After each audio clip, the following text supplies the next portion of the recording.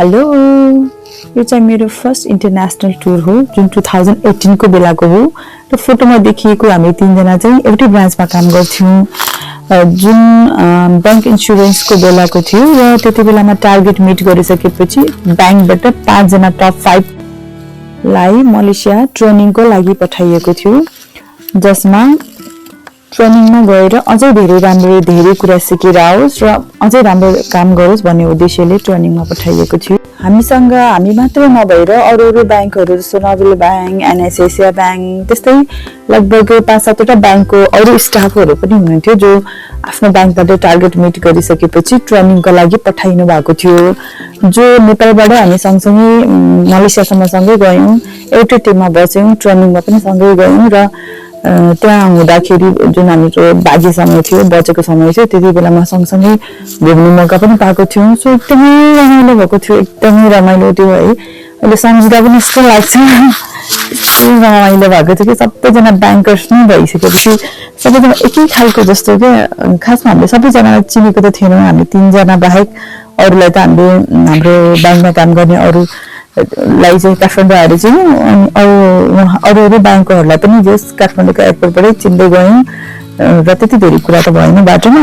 अब मलेसिया पुगिसकेपछि चाहिँ सबैजना एउटै गाडीमा एउटै टिम भएर हिँड्दाखेरि चाहिँ यस्तो रमाइलो भयो। कहिले नचिनेको मान्छेहरू पनि सबैजना पहिलेदेखि नै चिनिरहेछ जस्तो गरी है, एकदम रमाइलो भयो के। सबैजना कस्तो मिल्ने अनि यति धेरै मेमोरी छ है, त्यो जुन शब्दमा त बयान गर्न सकिँदैन पनि। प्लस त्यति बेलामा त कति धेरै र त्यो टाइममा खिचेको कति धेरै रिलहरू जुन मेमोरीको लागि राखिएको थियो त्यो अहिले छैन मसँग कुनै पनि, किनभने मोबाइल पनि चेन्ज भयो र डाटाहरू ट्रान्सफर गर्ने बेलामा चाहिँ भिडियोहरू क्लिप्सहरू चाहिँ छैन रहेछ मसँग। सो यो फोटो मात्र भए पनि अपलोड गरेर आफूलाई अलिकति भए पनि मेमोरीहरूलाई चाहिँ सम्हालेर राखौँ भन्ने उद्देश्यले चाहिँ मैले यो भिडियोलाई चाहिँ क्रिएट गरिरहेको छु। जुन पछि मैले हेर्दाखेरि पनि मलाई पनि टुर याद भइ नै रहोस् र कुनै बेला मैले दुखी भएको बेलामा पनि यो आफ्नो पुरानो दिनहरूलाई सम्झेर रमाइराखौँ भनेर मैले भिडियो बनाउँदैछु। हामी सबैजना एउटै होटलमा बसेको थियौं, केटीहरू त एकदमै धेरै थियौं है, केटाहरू भन्दा केटी नै धेरै थियो क्यारे।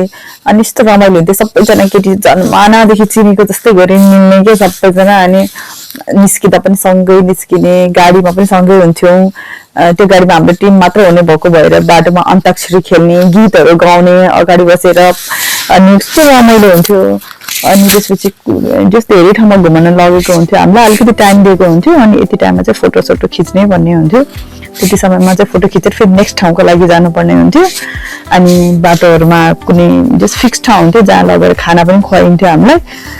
अनि तर है कति थोरै दिन बसेको थियो कि हामी, लगभग 3-4 दिन 5 दिन कति हो, तर पनि मलाई त नेपाली खाना यस्तो याद आएर त्यो कति धेरै कस्तो मिस जस्तो भइरहेको थियो कि सर्टेन टाइममा बस्न जाँदाखेरि पनि।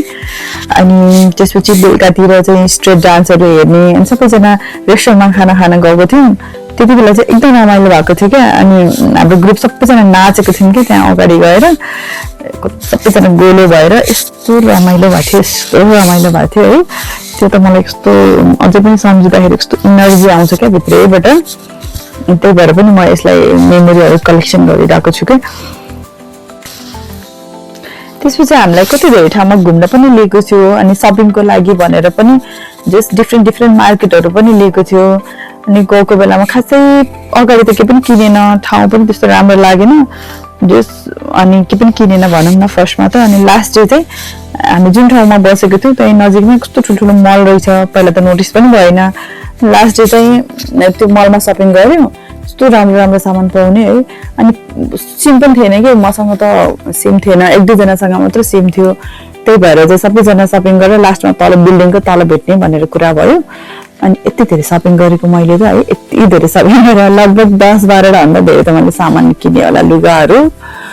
त्यसपछि लास्टमा तल भेटेको जस्ट गाली गरिरहेको थियो, हरायो भने भन्दै भनेर। अनि त्यसपछि फेरि त्यो ठाउँबाट छोडेर अब नेपालको लागि हिँडिसक्दाखेरि पनि फेरि अर्को ठाउँमा रोकेको थियो, मलमै रोकेको थियो। अनि त्यति बेलामा फेरि सपिङ गरेर आफ्नो ब्यागमा पनि नअटाएर यतिकै त्यहीँको प्लास्टिक झोलामै सामान लिएर आएको थिएँ मैले चाहिँ।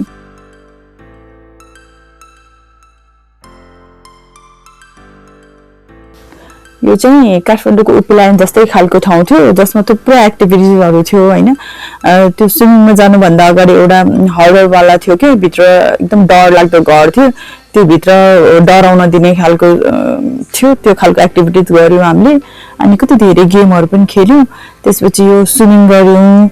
स्विमिङ गर्दाखेरि त धेरै एक्टिभिटिज थियो यसमा। अनि कुनै कुनै एकदम डर लागेको थियो कि मलाई खासमा भन्नुपर्दाखेरि चाहिँ। अनि डर लागे पनि अब भन्नु त भएन त्यहाँ सबैजनालाई, सो म सबैमा पार्टिसिपेट पनि भएँ र पार्टिसिपेट भइसकेपछि मेरो डर पनि भागेर गयो।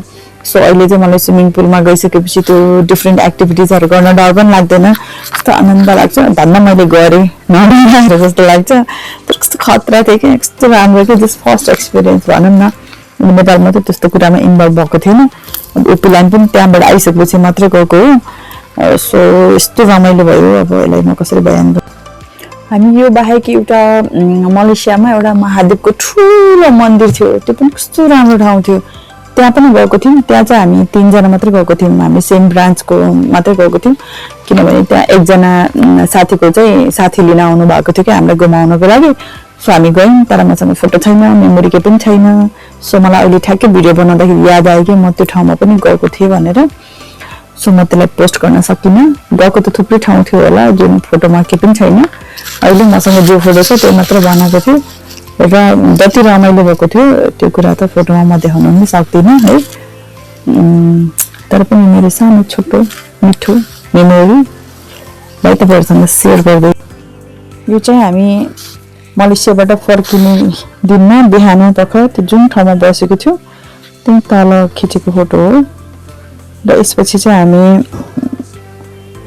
फर्किनको लागि तयारी गर्छौँ। र यो हाम्रो चाहिँ लास्ट फेयरवेल पिक्चर हो। त्यो बिचमा क्याप लगाएको चाहिँ हाम्रो गाइड हुनुहुन्थ्यो। यो दिन फर्किने दिनमा चाहिँ मलाई कस्तो धेरै दिनसम्म सबैजनाले एकदमै मिठो रमाइलो समय बिताएपछि होला, छुट्टिने दिनमा चाहिँ कस्तो दुःख लागे जस्तो, फेरि यो समय यसरी नै अड्डिराखेको हुन्थ्यो जस्तो फिल भइरहेको थियो। Thank you for watching.